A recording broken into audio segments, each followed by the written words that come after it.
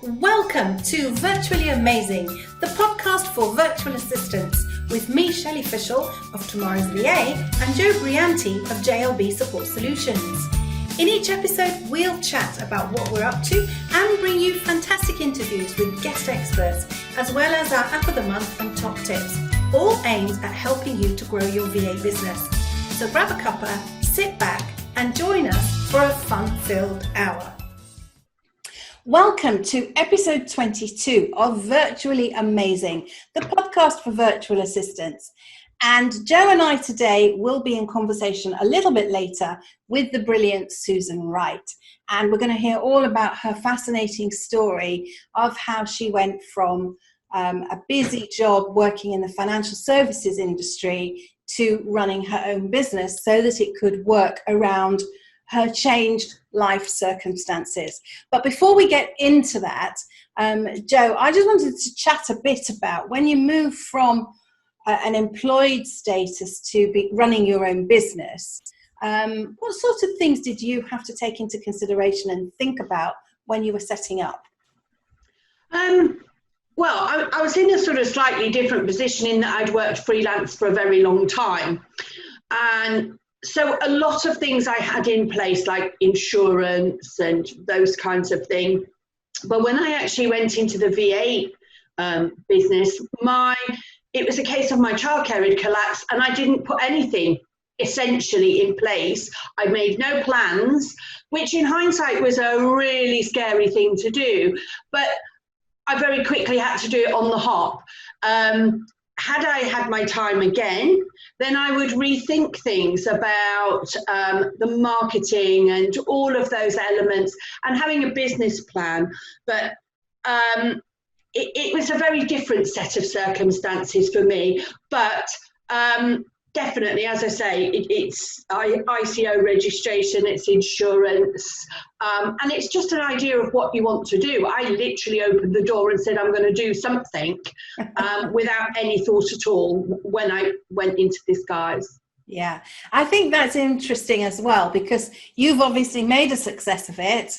Last couple of weeks ago, we were talking about what does success mean to you. Yeah. And, you've even without a plan and even without doing the research first and jumping straight in, you've still managed to pull yourself up by the bootstraps, so to speak, and get yourself organized. And I think there's a valuable lesson there, is that whatever life throws at us, we do have the capacity to do that. It might not feel like it at the time.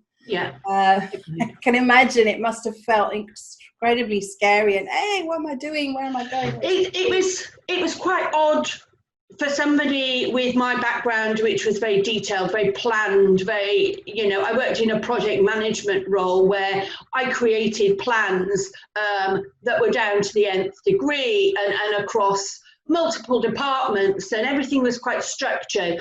So it was quite a leap to just sort of take the plunge. But it felt right, and over a period of time, as I found my feet, then I sat down, thought about it a little bit more, and a plan, and what do I want it to look like. And of course, it evolves all the time. So a plan is not something that you create today, and you just work solidly to that. A plan is a moment in time, and you should be regularly reviewing that, and over the course of 12, 18 months, then you change things, you evolve things, you update things, you move things forward. I used to teach Microsoft Project when I had my face-to-face company, and I've actually got a book online about using Project 2013, so it's not that up to date, or 2016, but I remember attending something at Microsoft actually about Microsoft Project. And basically the guy who ran a big project management practice said a project is just a snapshot, it's a moment in time, and it's almost obsolete the minute you have signed on the dotted line and agreed that project, because you've got no control over all the external things that happen. And you just have to react to those or plan your best way how you will deal with them. So, absolutely. But it must have been scary for somebody who is a planning person to not have a plan. Must have been quite interesting. Or liberating. Was it liberating? Combination of both, because all of a sudden it was like, oh my God, my day is free to do, not free, but it was, there was no structure all of a sudden. And what I found was that going from an environment where I was in a very structured, you flounder a little bit, because you're not having that 9 a.m., the 10 a.m., this deadline, that deadline. So the way I managed and handled it was I set deadlines in my day or my week where I knew I had to have certain things done, and that helped to then build some momentum and the structure that I needed at that point. My business has now evolved and it's a lot more fluid. And no 2 days or weeks are the same. And it's a lot more comfortable to be like that now. Yeah, I can imagine. Well, that's fascinating insight into how you've coped. And listeners, if you want to let us know your stories, do get in touch and let us know. We'd love to interview you, as I say every week. And I think now it's time for us to get the interview queued up with Susan Wright, because it really is fantastic. And we'll see you in a minute. Welcome, listeners, to Virtually Amazing, the podcast, episode 22. And this week's guest is the wonderful Susan Wright. And we're delighted to have you on the podcast, Susan. So thank you very much for agreeing to join us and share your story. Thank you, ladies, and thank you for having me. Oh, it's a pleasure. So we wanted to have a chat with you about all things VA and why you became a VA, why you chose exactly what you do. So before we get into questions and answers, because I'm sure Jo's got lots of things she wants to ask as well, what do you want to tell listeners a little bit about yourself as a VA, what you do, and not, and just about you generally? Yeah, good morning. So I've done 20 odd plus years in central London in the corporate world, working primarily for private equity and primarily in the finance department. I've worked for CFO for many years, so I prefer numbers to letters, to be honest. And in 2015, I got made redundant. It was one of the hardest conversations. I'd worked for my boss for about 15 years and he had to make me redundant. And we basically went into the room, did just legal stuff, and then had to go. And I knew it wasn't personal, because it was just the circumstance. So that was fine. And having done sort of 20 years commuting to London, I thought, no, I can't do this anymore. So looked around for different local job, and came across a franchise, and I was hummed and hard about it, got cold feet, and then decided to go and get a job. And I worked with the NHS for a year, locally to me. So having done 20 years in the private sector, a year in the public sector was a little bit of a shock. Yeah, to say the least. It's actually stood me in good stead going forward, because it kind of just gave me a slightly different perspective of how work is, and how being PA in a different environment. So that was actually really good. But joined them in the 2015, and back end of 2016 I went off long-term sick, and whilst I was on long-term sick, they did a rejig of all the jobs, and you had to reapply. And I asked my director at the time if she wanted me to reapply, and she said, I so really would love you to reapply, but it's just the wrong job for you. Because she could see that I was always did everything more than I needed to. The hours were 8 till 4, and at 4 o'clock the place just deserted because everybody just walked out, because that was their core hours, and I was often there till 5, 6 at night, because you have things to do. And that was just my standing. So I didn't reapply, and then was off sick, and sort of needed to find an alternative.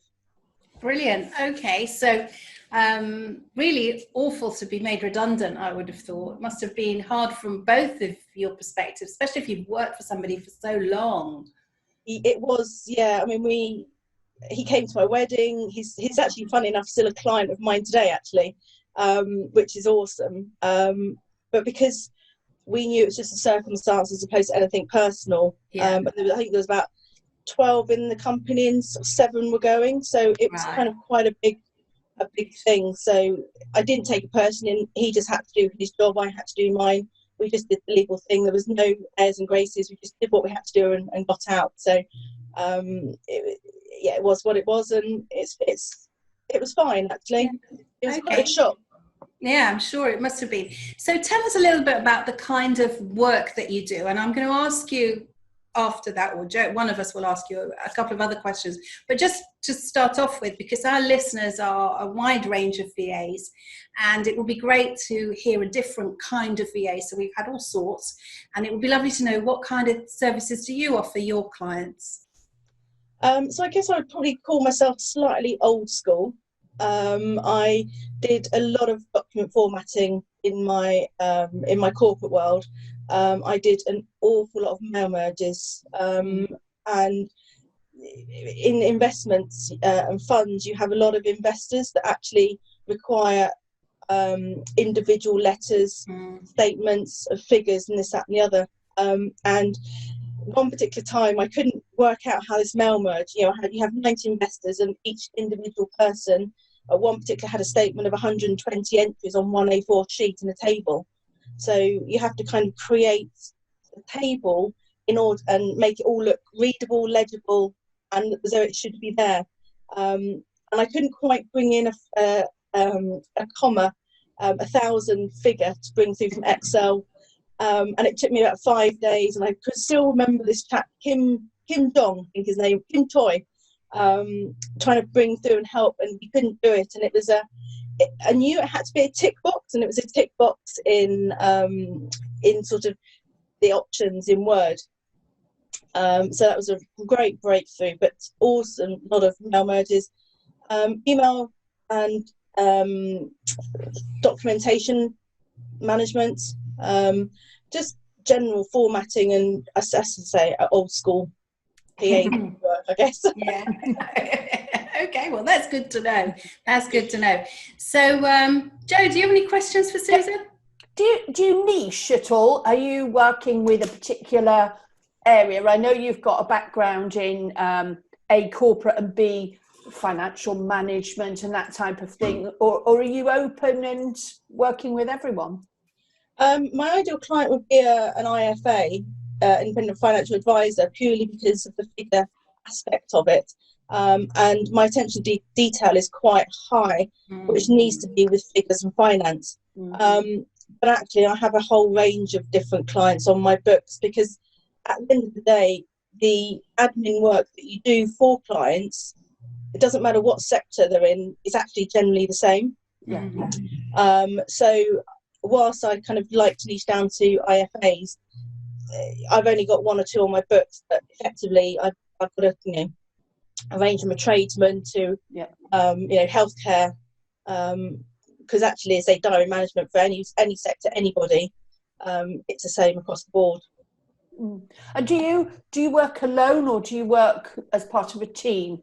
Do you have associates? Yeah, no, I work alone up till now, although the more I'm hearing about associates, the more I'm thinking I really should delve into that a little bit more and get some associates, or at least somebody that should I do go off sick, that somebody's there to pick up the pieces. So that is an avenue that I'm sort of looking into and slightly procrastinating a little bit about, but it's that great word. But yeah, it is something I'm thinking about, and it's sort of that little devil sitting on my shoulder. Associates. So I think that's normal, because if you're looking at it from the point of view of somebody that can run your business, if you can't be there, then there's a different level of just do this piece of work, isn't it? It's one thing to say, oh, Joe, can you do this formatting for me? This client needs it tomorrow and I can't do it. That's one thing. But to give somebody else access to your full business in case you're not available, that's a whole other thing, isn't it? So I get why you're procrastinating on that. I mean, that's quite normal. But you talked about going off sick there, which I think leads nicely into one of the things that I'm fascinated with and would love to talk about.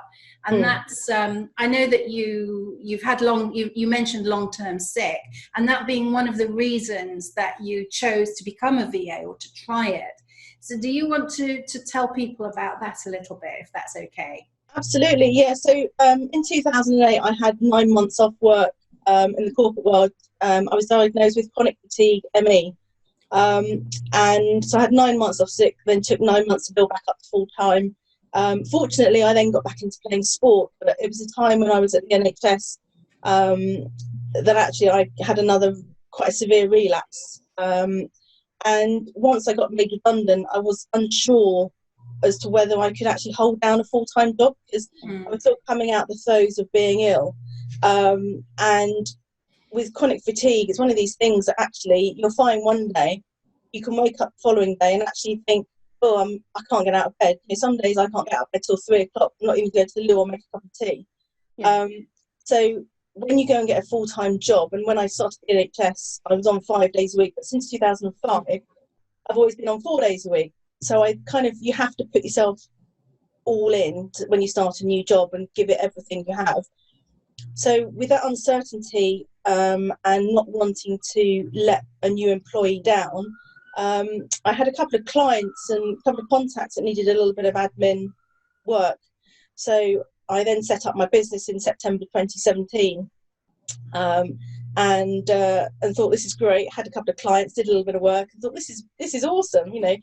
And it gave me a lot of sense that I thought, well, actually, if it works, great, I've got a new career and I've got a new vocation. If it doesn't, well, actually, I can then go and find an employed role, but I then will know the level of work and strength and health I would be able to go and get a job and have some kind of certainty whether I was able to get up on a daily basis and go to work. So yeah, and going forward, there are days over the last sort of couple of years where I've not been able to get out of bed, but in my head I know that come mid-afternoon I could do some work and then go back to bed. You know, some days I don't get dressed, I don't brush my hair, but I've got the client's work that I can do, because you don't see anybody, you don't meet anybody on those particular days, and nobody would know actually I'm really struggling. And then I go back to bed for a couple of hours. But on the flip side, when I'm having if I'm having a bad health spell, I might be awake at 3 o'clock in the morning. Yeah.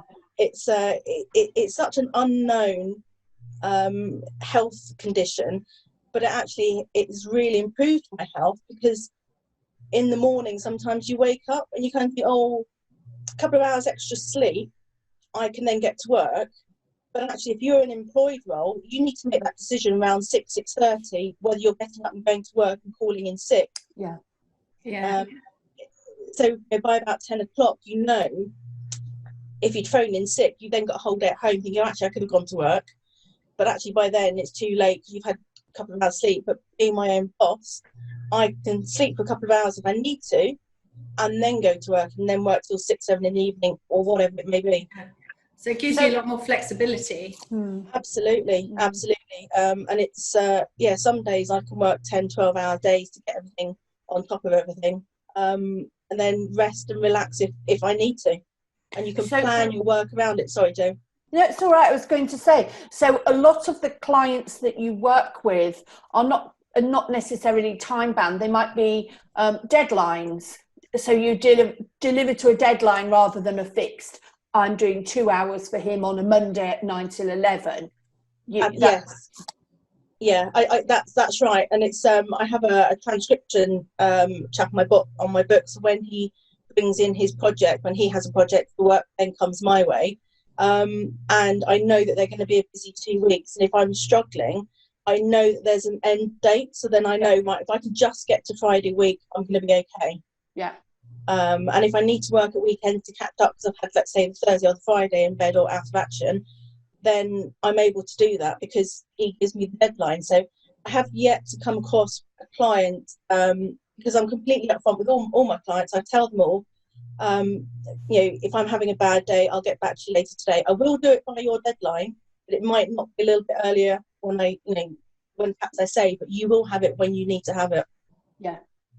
That's amazing. So what, before we came on, you talked about you've been upskilling yourself a bit, and I'm always excited when people invest in their learning and development, as you would expect. So what have you been upskilling in, Susan? So being old school, all these new apps, everybody just talks about all these various apps and things. I thought I really need to get, back into the 21st century. But I've been upskilling in MailChimp, actually.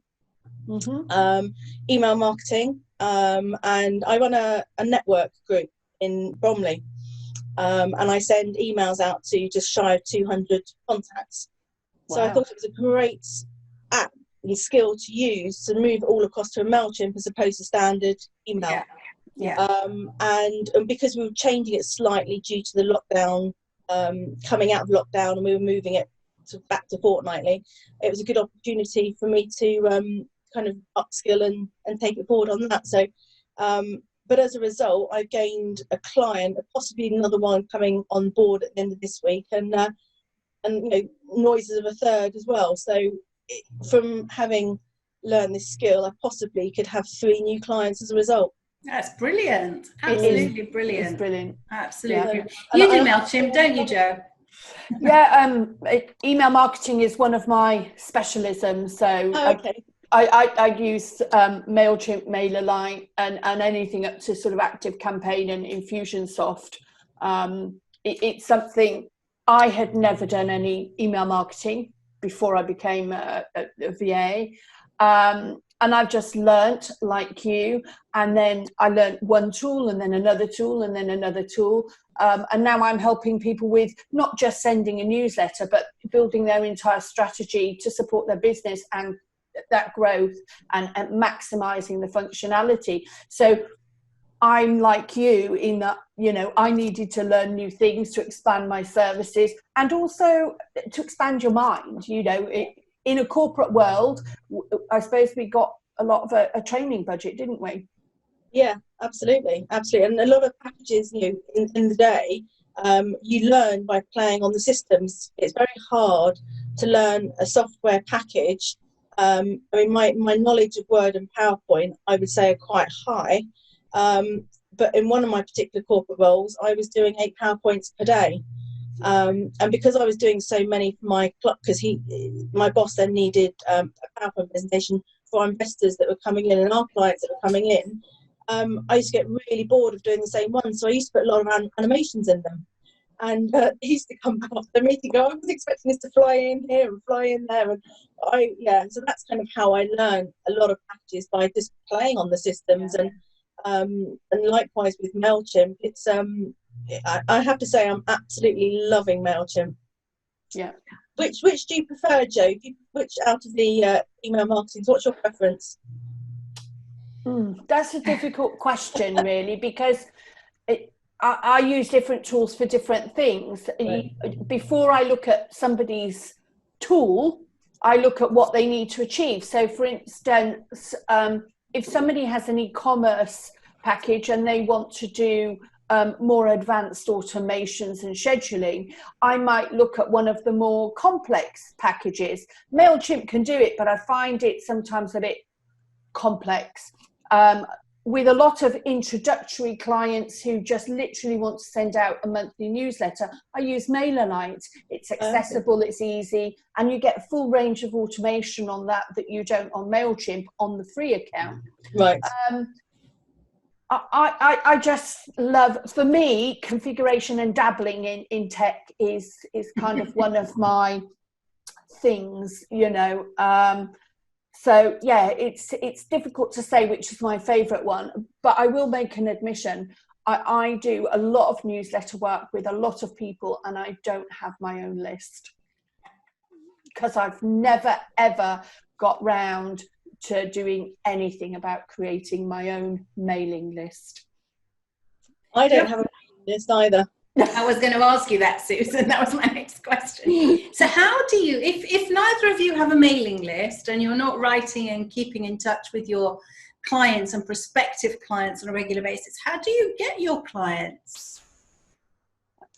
Susan? Oh, yes. For me, I do a lot of networking, face-to-face networking. I'm a member, as I say, I run my own my network group with a couple of other guys. We set up an independent last September, and I sort of send emails out to 180. So my name and my company is on all of those correspondence. And I kind of liaise. So if anybody comes in, I respond, and my logo, my website, and my phone number is always at the bottom of any correspondence, along with the network logo and details. But I engage with a lot of people that way, and it's word of mouth. I said earlier, I'm so much better with numbers than I am with letters. My content, that's something I need to upskill, is my content writing. So if I was to do a newsletter, I would really struggle what to write and how to write it. That's just not my forte. So for me, it's no point doing a newsletter because it would just take me a week to write it. Outsource. I think it depends on also what you've got to tell people as well. I mean, obviously I have a newsletter and a blog, and I keep in touch with all the people that subscribe to my newsletter. They download something, mostly my Outlook cheat sheet. That's the biggest thing that people download. It's really interesting. A few people have downloaded the tech guide, what's the best tech for a VA, but most people go via the Outlook cheat sheet, which is fascinating. I need to do some more of those, different ones. And so that's what people sign up for. And then they go on to my newsletter and they get a weekly. Sometimes it's how-to tip, sometimes it's more news. At the moment, it's all more newsy type things. So that's what goes out. And then I usually mention when I have a new course coming out. So that goes in the newsletter because, they are people who may one day take one of my courses. So I think it really depends on what you're trying to achieve as well. And I don't do any face-to-face networking as such, which is a shame, but it's just how it is. So I used to do a lot. So I think that's actually the best way. But I'm more of a people person than behind the screen. So where do you get your clients from, Jo? I belong to the Athena network. So I do a lot of face-to-face networking. I also run a very small, nothing as formal as Athena, and it's a mixed networking group with a colleague who's a marketing consultant. I do some speaking as well. So I speak a lot at Athena. I speak at other organisations. I also do some networking via the Chamber of Commerce locally. And again, for me, it's that in-person stuff. But, I've known about newsletters for a long time. I mean, I'm a VAC student. Amanda is always talking about newsletters and all those kinds of things and quality. I just never, ever got round to it. Never. I think you could talk about the kind of services you offer. You could give people tips about email marketing. Did you know you could do XYZ with MailChimp or MailerLite or ActiveCampaign or whatever? You could talk. You could do a kind of tip of the week, something that they could do to make your life easier, so that they get better service. I mean, those sort of things are the things that spring to the top of mind. I've been doing a lot of work on marketing lately. You can probably tell. Doing a lot of learning around marketing lately. And also it's much easier to think of things for other people to do than yourself, isn't it? Absolutely. I was on a VA network call a few weeks ago, and we were talking about social media, and my social media is, let's say, it needs improvement. And they were like, I don't know what to post. And all of a sudden, in about 5 seconds, I had 10 things that they could post, and all. But then I sort of got back and thought, what should I post it for me? And I was like, complete brain blank. It's much easier for you to think of something else. Listen, you and I are like peas in a pod, because yesterday afternoon, after our last sort of podcast recording, I had a conversation with a friend of mine, and she was saying, well, I don't know what to do. And I said, well, your business does this, this and this. I said, what about that? And then 20 minutes later, I've given her enough to go away and think about an entire marketing strategy. And then I sit there with a blank piece of paper or the planner. You know those planners? You spend a lot of money on those planners. Yeah. And the page looks at you and you just go, now what do I do? Yeah, turn the page. Just move on. I've given up buying planners because they just sit on the shelf and they look pretty. So I don't buy them anymore. No. Just use a scrappy notebook if I need to do that. Yeah. Or OneNote. I love OneNote. So I use OneNote for my planning and stuff. I've gone back to Excel. I have to say, I've gone back to Excel. There's all these lovely pages in these planners. They're beautiful, aren't they? And with all the numbers. I think you've got to be a certain type of person to use them, because I think there are some people out there who will just love them and will spend a lot of time on them. And I just think that's another job. Whereas I can get a spreadsheet up and knock up a few things. It all does the calculation for me when I'm doing the figures, and then in the next page I can just type in and the date and the calendar, and it's, link it into my Outlook, and it all makes life very easy. But then, that's the geeky element of me looking for something that's a bit more tech than flowery. I have to say, I'm still a pen and paper or pencil. I use this is a 21st present, and once I lost it filing somewhere, and I couldn't do any work for an hour until I found it, and it was in a cupboard. I'm like, oh, thankfully. I still use a pencil, and actually my journal is quite good because it gives me a glance to look at. I sort of do things, and I write in what I'm doing each week, and I'm thinking, oh, actually, I've got a Zoom call with some of the potential client on Friday at 8, so I can see automatically what I'm doing for the week rather than going into calendar, because it's easy to quickly make notes in a diary. So I do have a plan of all the really nice pages where you fill in all the bits and pieces. They're just all blank. Now, I think if I used one, it would be more of a diary, like a page per day diary, rather than a planner as such. Yeah. I bought one of the planners. I can't remember which system it was, where you really list everything, and you leave no blank space. Like you put your tea break and your walk and your lunch and you're going to the loo even. You schedule it all in. And you're right, Joe. It was just another job to do, and I did it for about 3 days, I think, and then that was it. But, no. I have an A5. The black sort of Lex, and when we're in the real world, when you go places, and I have it a line down the middle of the page, and I can mark up appointments, and then the other half of that page is like notes or to-dos or something like that, and I can tick them off. So if I'm out and I have a coffee with a friend or something, I can just tick off that I've, on the way I've been to the post office or whatever that thing is. And I find that really, really helpful, because you don't always want to be in your phone, No. So, Susan, what's your favourite aspect of being a VA? What do you like the best? What jobs do you like the best? I like document formatting. So a couple of years ago, I basically was given a 300-page plus document that they had rewritten their course, and they said, oh, it needs formatting, and I was doing a happy dance. I was absolutely cockahoo. Oh, wow. In Word, and it all just needed to be all the headings, and because of my attention to detail, slight OCD possibly, everything had to be almost to the millimetre exactly right, and if something was 10.5, it had to be 11, or and that was sort of a 300-page document. When you're in sort of section 4, you suddenly realise, oh, actually that works better in 4 than it does in 1, and you have to go back and redo it all. So something like that is great. But what I also like being a VA is the flexibility. We've got lovely day at the moment, and likewise, pre-lockdown, I can go and put the washing on. You can get things done on a daily basis, so it's not all built up to the evenings or the weekends. And I generally play quite a lot of sport and things at the weekend, so it's nice to have that flexibility of doing things and popping to the post office during the day, as opposed to having to work it around the corporate day. And the biggest bonus for me is just there's no commute.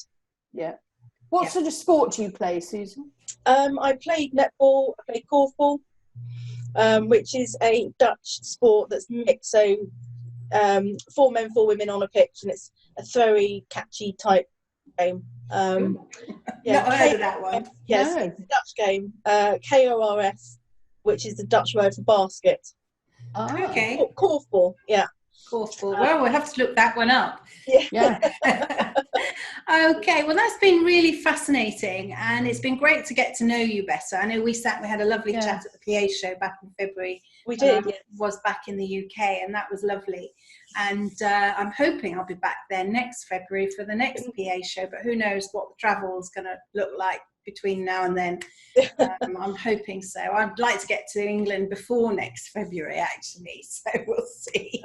Yes, fingers crossed things will open up and we can start travelling sort of around August, September time would be good. Yeah, we'll see. We've got grandchildren due all over the world, one in England in August, one in America in October, so fingers crossed.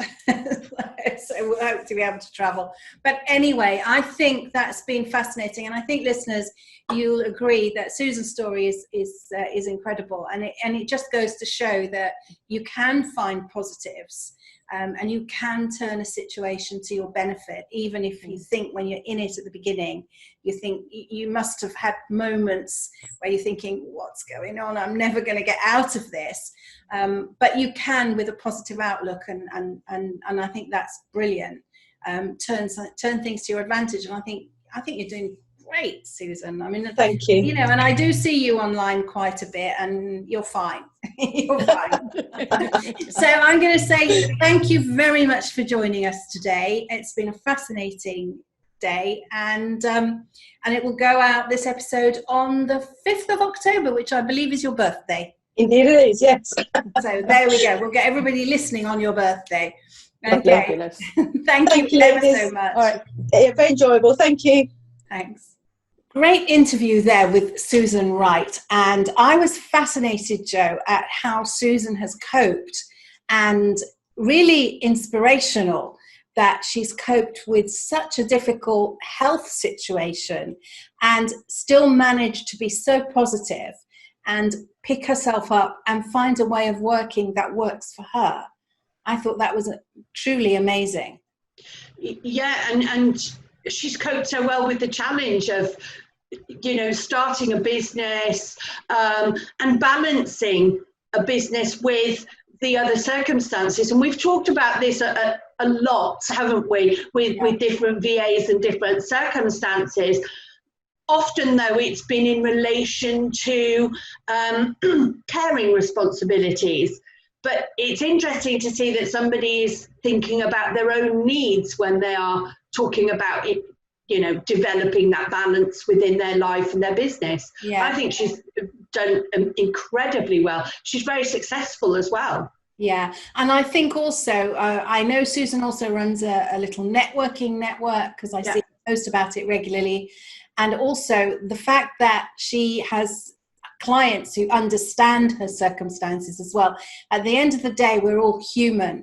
And if you set out to find the right clients, then it won't matter what happens. Within it, obviously, if your communication skills are good and you're communicating effectively, then everybody is human, and we all understand that these things happen. So I found that a really inspirational interview. And what I was fascinated about was when I asked Sue what her favourite thing was to do, and she said she loved formatting documents. And that leads neatly into me getting on one of my hobby horses. Can you guess what that is? Let me think about this. It wouldn't be using styles and standardising your templates, would it? It would. You've obviously been listening to me for far too long if you know my hobby horse. But no, on a serious note, I can't go on more.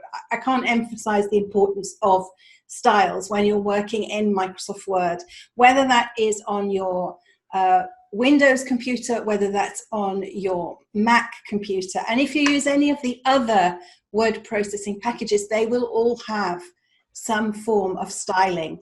When you work on your website and you're creating your blog posts, you will have heading styles, and they help to break up the structure of a document. So your heading 1s are your top level headings, your heading 2s are the subheadings and all the way down.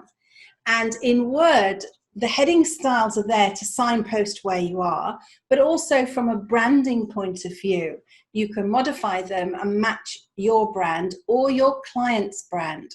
So as a VA working for many different clients and creating documents for different clients, you need to have style sets to match each of those clients, or themes, if you like.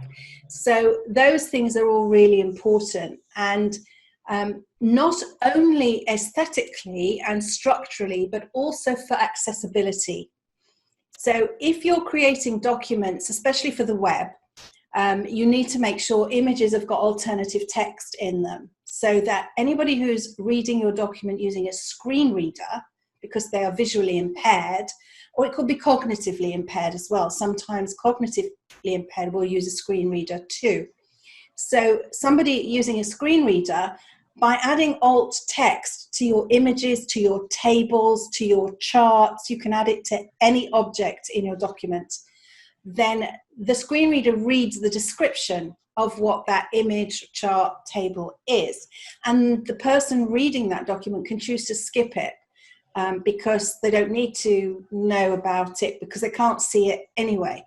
And heading styles are there to signpost to screen readers, you know, what the important parts are, etc. So it's really important. And of course, I have got a course on how to use styles on Word, and it's called Work Smarter with Style. And there's a version for Windows and a version for Mac. So if you are interested in learning what styles can do for you, do hop over and take a look at those courses, because styles also enable you to do other things, like create a table of contents in the flash of an eye. It's magic, and it looks like magic to me every time I do it. I have to say that having done the styles course, it was one of the first courses I looked at and took. It's made such a difference to the way I produce a document. And I've produced documents a lot over the years, as I'm sure a lot of us have, but it did make a significant difference, and it speeded up some of the work that I do for myself and for, you know, and have done for clients. Yeah. So highly recommended. Thank you. But it's kind of important, because when you have a style, let's say that you've created, you want all your headings to look a certain way. So if you don't use styles, you'll type your heading, and then you'll select the text, you'll go to the formatting toolbar, you'll change the formatting, the size, the color, the font, the whatever alignment, any of those things. And then you want all the other headings in your document to look the same. So then you have to go to all those other headings and apply all of those style elements to those headings, or use Format Painter to copy and paste the style you've selected. Whereas when you use styles themselves, you can update just the style, and anything in the document based on that style will update too. And it can go as far as creating a style for double-spaced paragraphs, for example. If you work for lawyers, they might want their drafts double-spaced. So you can create a style for double spacing, so that you don't have to then apply it. You just click it and off you go. So it's one of my hobby horses, and one of the things that I particularly love. And I have my styles branded for Tomorrow's VA. All my headings are in the turquoise of my brand. I have underlining in my blue. Some of my headings are orange. So I bring all those elements into my documents, and I think it gives a coherent look. If you get something from me, you know it's from me. Yes. So yeah, it's really important. Well, I think I've blabbered on enough about styles. So let's close today's episode, which was another cracking episode, and we look forward to talking to you next week, where we have another smashing guest for you. And for now, if you want to get in touch with us, it's shelley@tomorrowsva.com or joe@jlbsolutions.co.uk. @Virtually Amazing is the Facebook page, and tomorrowsva.com is the website, where you will find on the menu podcast episodes to find all the previous episodes, because if you're a new listener, you might want to go back and listen to some of the earlier episodes. And we look forward to speaking to you next week. And as ever, if you'd like to be a guest, do get in touch. Speak soon. You've been listening to Virtually Amazing, the podcast for virtual assistants with Shelley Fishel and Jo Brianti. We look forward to seeing you or hearing you or you hearing us in the next episode, which is coming very soon.